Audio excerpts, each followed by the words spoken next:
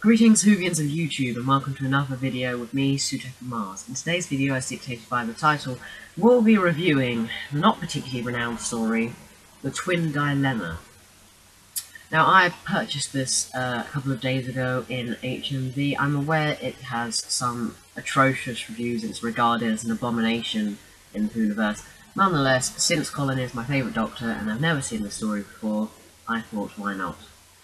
So, if you haven't seen this or seen this story previously, the synopsis is that post-regeneration, the Doctor's exceedingly erratic, even acting maniacally at times, and so he decides to travel to a planet in which he can contemplate and meditate and come to terms with his new incarnation and new body. And this planet, I have no recollection of the name. And on this planet, the Doctor, accompanied by Perry, his companion, who was baffled by this new form and the process of regeneration, encounter the local populace with the habitat or their surroundings completely desolate, unlike what the Doctor had expected. Simultaneously, they encounter, I have no idea what his name is, but some person that's working for the Intergalactic Police, Cough Cough Jadoon. But anyway, encounter this person. They eventually deduce that this planet, Jaconda, I think, has been dominated and overthrown by giant gastropods, as featured in the mythology of the planet. And there's the preeminent gastropod, or the leader, in I believe it's called Mestor, has has stolen two twins with unfathomable mathematical skill, inconceivable in fact, and he intends to utilize these two twins, accompanied by a Time Lord called Asmael, a Time Lord that the Doctor has previously encountered, Cough Cough the Fountain, in order to bring two planets into orbit around Jaconda, subsequently inhabiting these planets with whatever progeny this giant gastropod Mestor has produced. Long story short, the Doctor, as always, eventually defeats the antagonist in somewhat of a sloppy style. So that's the brief synopsis. Now going on to my perception and views of this episode. First of all, as dictated on numerous occasions, Colin, the Sixth Doctor, is my favourite Doctor, and forever will be. That's irrefutable. But in this story, I know he's suffering from post-regeneration trauma, but this is far too over the top. Colin, although he's naturally narcissistic, bumptious, egotistical, etc., he's not that loud and proud,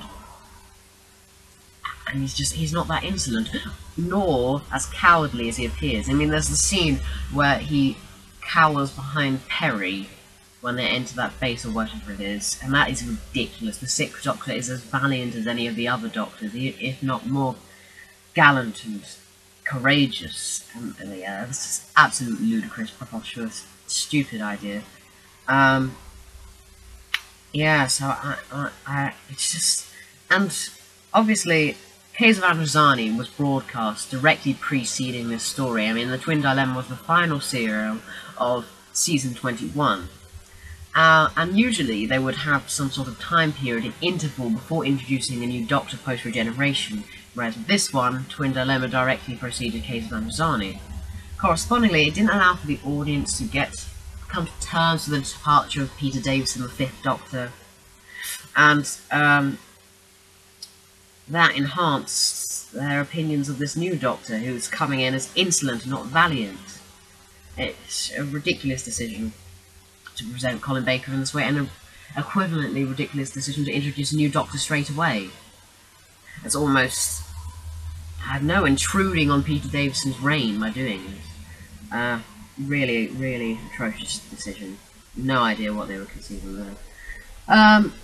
But other than that, but towards the end of the story, the Sixth Doctor does begin to mellow, and I believe he says at the end that I'm fully revitalized now, or something like that, fully rejuvenated, I don't know.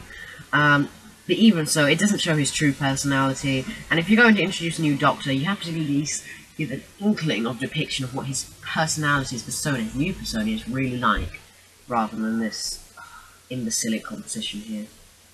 But Supporting cast-wise, Perry's. I enjoyed Perry. She's not a bad companion, despite her obvious primary purpose, cough assets.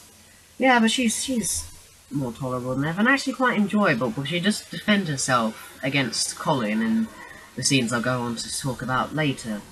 So yeah, Perry's vaguely enjoyable. Otherwise, the characters, they're nothing special, they're not enthralling, like some of the other serials featured in Colin's era. Yeah, they're just insignificant, I don't particularly care about them.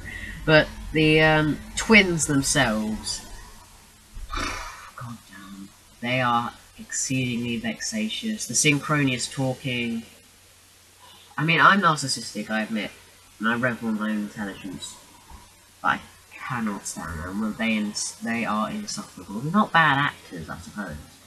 Yeah, it's just how the characters are portrayed. So that's the twins. The antagonist of the story, Mestor,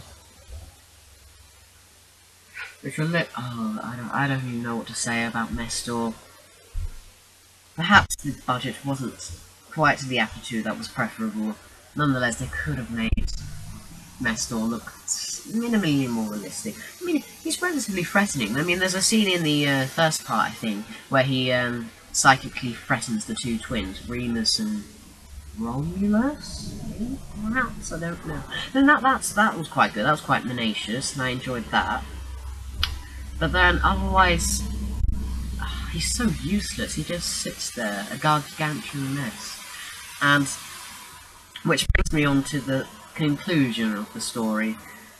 It's sloppy, it's poorly executed. Six literally just has this vial, and he throws it at them, and it's not even divulged what the hell this vial is.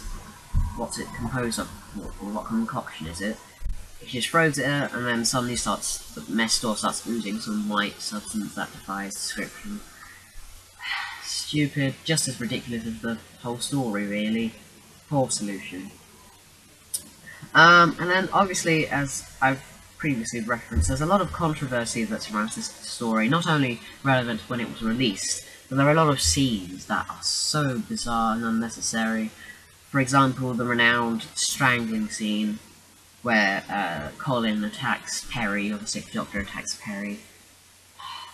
Even if your cells move on to better articulation or messed up because of regeneration, you wouldn't, as a doctor, as the Doctor, you wouldn't attack your companion. That ridiculous, unnecessary, and doesn't portray the Sixth Doctor in a good light. How are the audience going to react if you have your main protagonist attack their companion that they supposedly love? Not love, but love, like in the sense of friendship. It's just so stupid. And horribly unnecessary. My apologies, Anthony Stephen, but it's hardly a masterpiece. And like I said, yeah, there are numerous other scenes that are unnecessary, where Colin cowers behind Perry, very renowned for being controversial.